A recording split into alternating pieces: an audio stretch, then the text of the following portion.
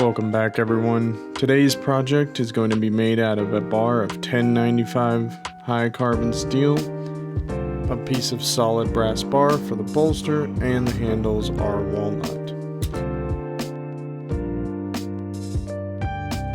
So today's project is a camp knife that I designed after the last time I went camping with some friends.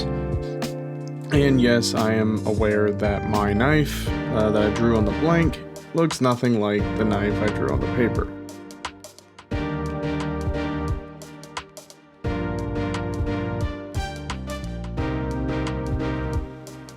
Here you'll see me use the grinder to take away the bigger pieces, and you'll see me move on to the sanding belt to do the cleanup.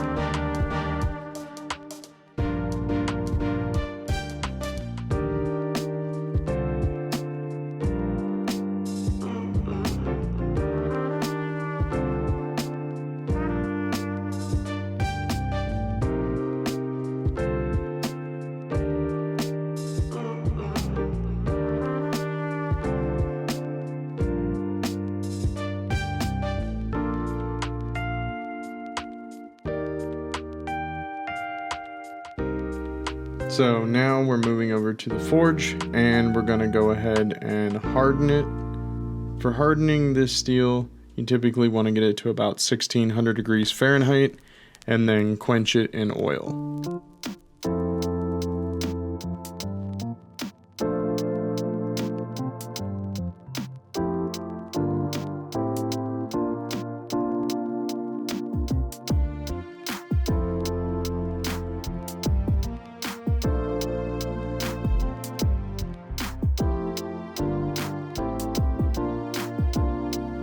And here we're back, and yep, checking in, the oven is still possessed. And we're going to do 2 cycles, 400 degrees for 1 hour each, and let it cool to room temperature after each cycle.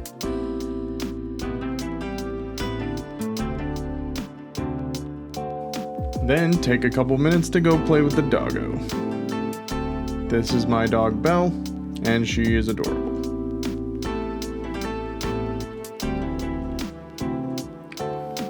Good pup.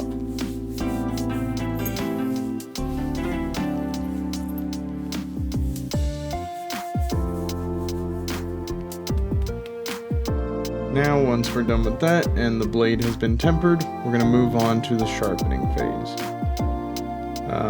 One thing I like to do when putting my edges on is I'll create a backstop at the bottom of the blade, which is what I'm showing you here.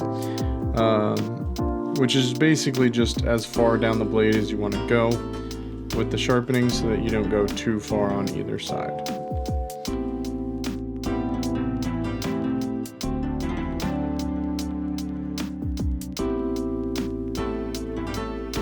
Now, for the sharpening, I actually moved through several belts. Here we had the 120, the 240, and the 400. However, we actually went all the way up to a 2000 grit belt.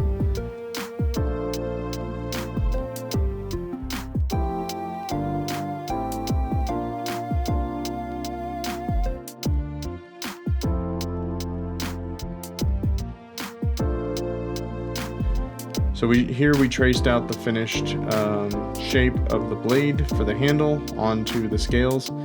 And we're just going to go ahead and shape them on the grinding belt. First I did them individually, and once they were both generally about the same, I clamped them together and went ahead and did the rest together so that they would be as close to identical as possible.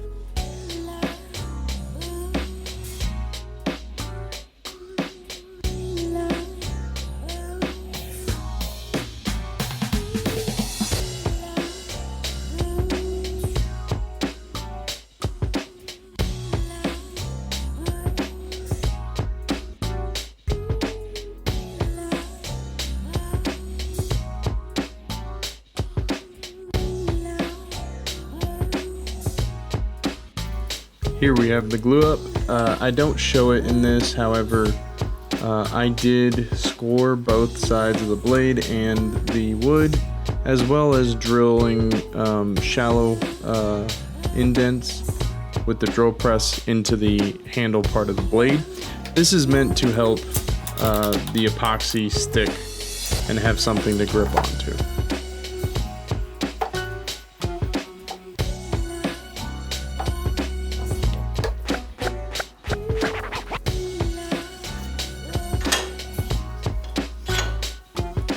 And brass is actually soft enough that even though this is a pretty thick bar, I just used a hacksaw and cut straight through it in a minute or two.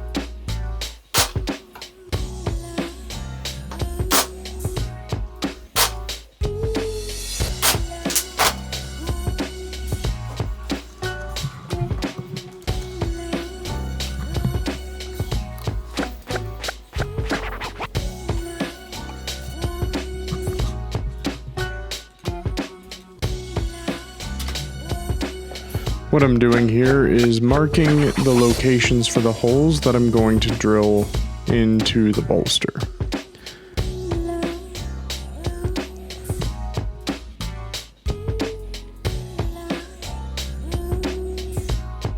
Once these holes are drilled, I'll go back with a set of hand files and do the final shaping so that the holes are all one slot.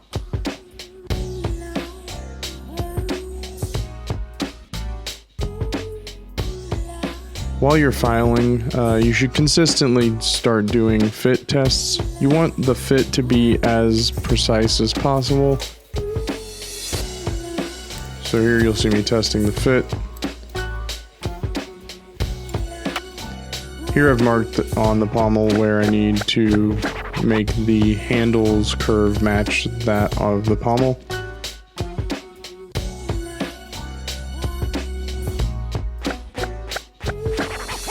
And then here you'll see me peening the pommel into place. Once you're done with all of that, we'll move on to the sheath.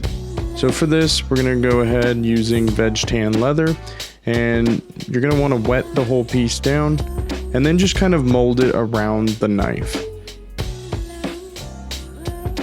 Molding it around the knife will give it a nice friction fit once it's dried, and I use these clamps just to make sure that it stays in place and dries properly with a tight fit. Once that's done, you can go ahead and remove the knife and then start the dyeing process.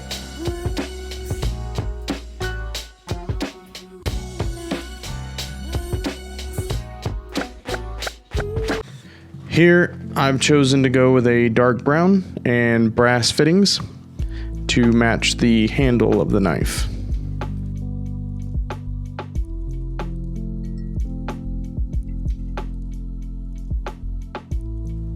I've also added a hole here at the bottom, and what that's for is to pass a piece of leather through to tie off to your leg to keep it from bouncing around.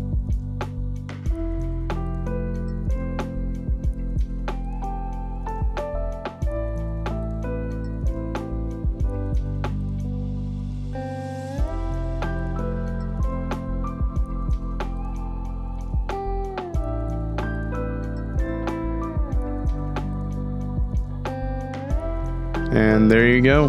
There's the finished product.